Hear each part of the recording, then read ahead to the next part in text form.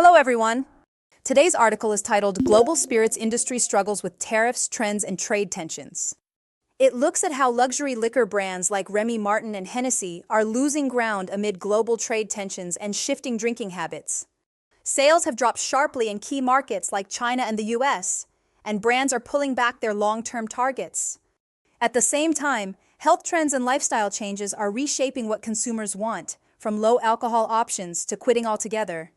The article explores the intersection of economic pressure, consumer culture, and public health in the global alcohol industry. Let's pause for a moment before we move into the article. Before we examine what happened, it helps to consider a larger theme that gives us context. This will guide how we understand the story that follows. This brings us to today's theme, when trends collide. Industries don't suffer from a single problem. They often face multiple pressures at once. The global spirits market is now being squeezed by economic shifts, health trends, and political trade disputes. Each force alone is a challenge, but together, they create an environment where even top brands struggle. Understanding how these forces converge helps us make sense of what's happening.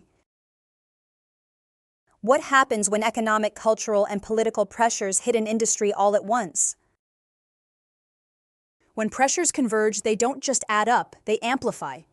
In the article, tariffs made exports more expensive, while younger consumers began drinking less or quitting entirely. These changes weren't isolated. They reinforced one another and accelerated market decline. Companies like Remy Martin and Hennessy lowered their sales expectations and scaled back their ambitions.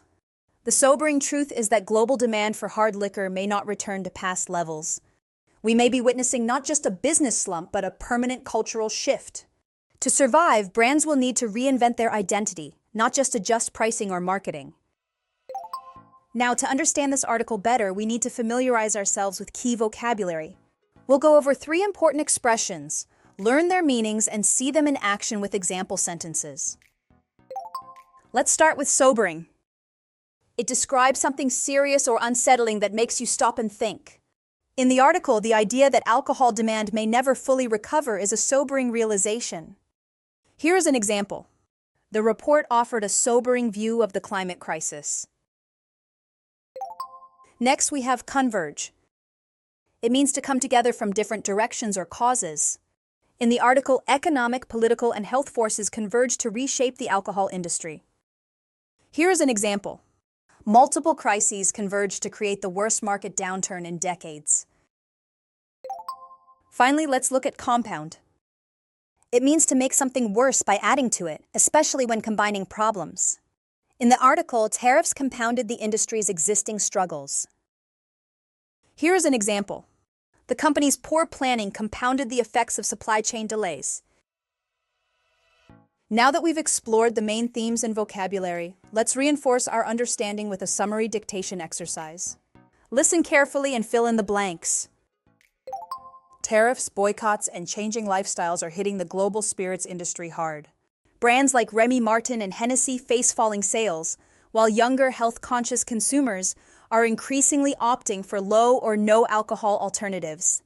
This has led experts to question whether this is a temporary slowdown or the beginning of a lasting transformation in global drinking culture. Let's check the answers and review what each word means. The first answer is tariffs. It refers to taxes placed on imported or exported goods by a government.